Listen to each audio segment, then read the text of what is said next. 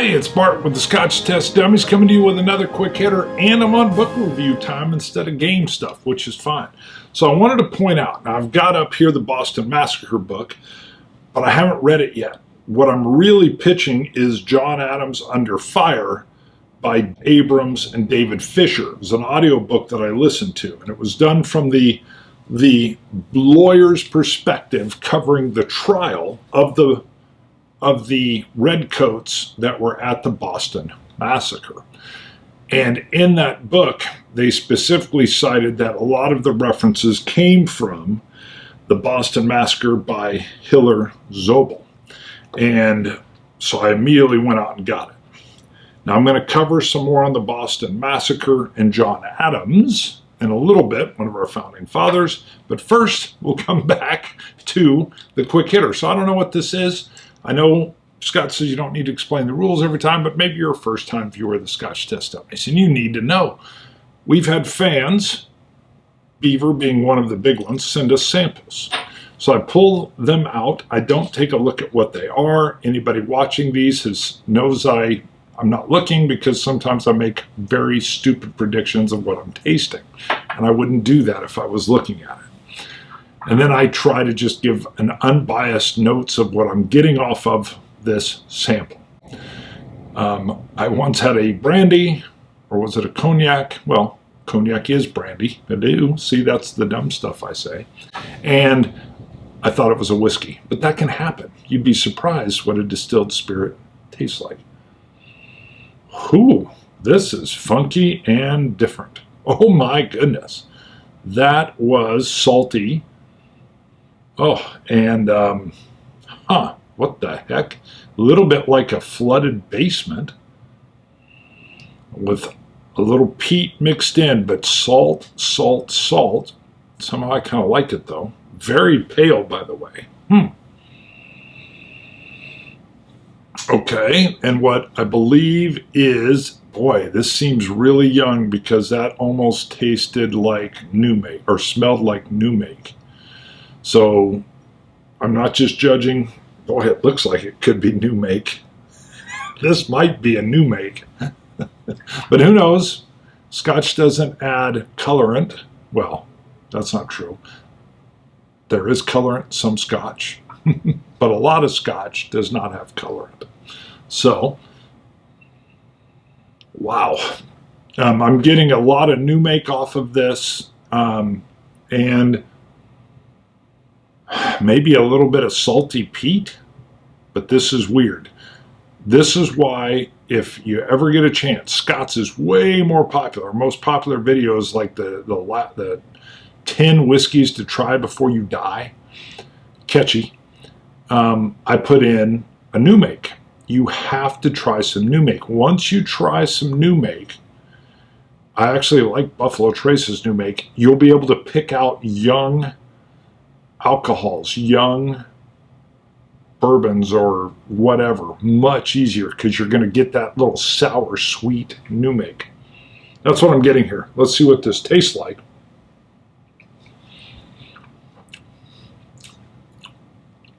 Ooh, yeah, there's a lot of new make here. Almost like a cactus, but I'm also getting like a peat and a saltiness. But I get this cactus sour. I got to know what this is. Log, or it looks like LOGG Distillery, Isle of Arran, Peated Spirit Drink. Is that what it says? Drink? New make. Hello. Look at that. Every once in a while it makes sense. 63.5%. That is new make. Huh. Well, once again, this is why, and I can't believe I got the peated part as well. Wow. I don't know what that is. Is it Log? LOGG Distillery, Isle of Arran. Peated Spirit Drink. New make, 63.5%. First of all, I feel good. But this is why I'm telling you, try some new make. You may hate it, but once you get it, you'll be able to tell by taste when something's a little young. You'll pick up that little twinge. This isn't terrible. The nose is probably going to shock you a little bit. When I say flooded basement, it's a little bit of that sourness you get. Huh.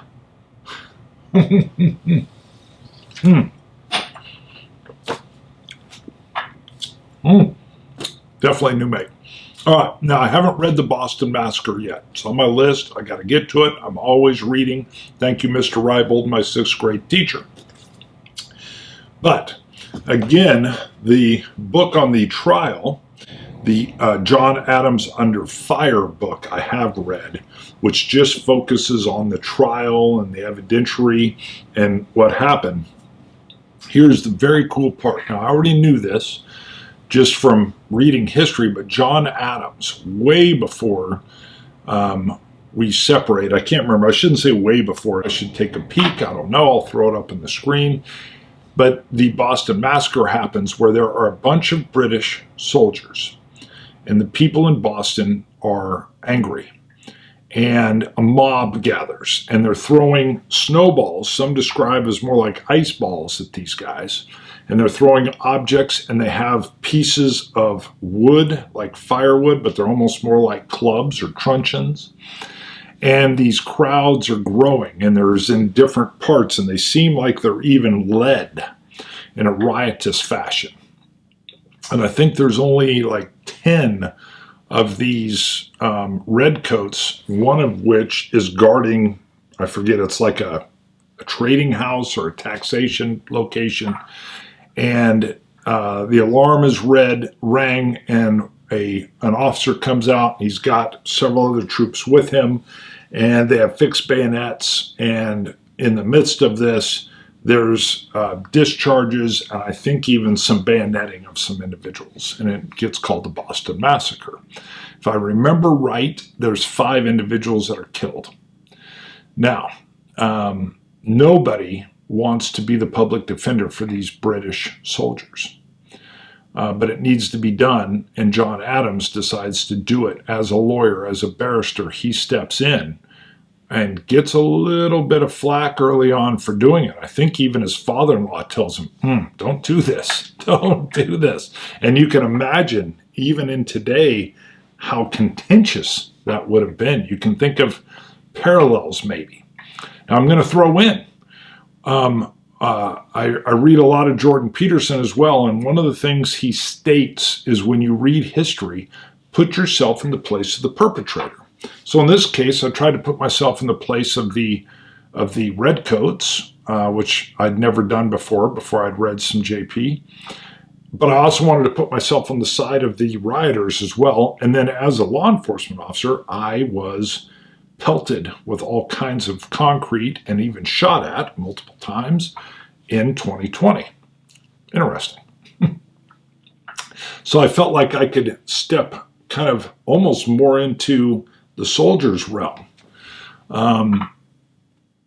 which surprised me. But as I went through and listened to the trial, clearly what rises is that John Adams does such a job of just displaying truth that, and doing it in a way that he intentionally doesn't disparage the town of Boston, which is that tightrope he had to walk. We'll see what else I find out in this book.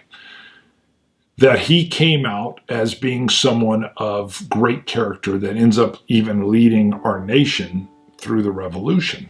Very interesting that he would come down and defend these soldiers. So, if you're interested in this at all, it's so interesting how that past influences our present.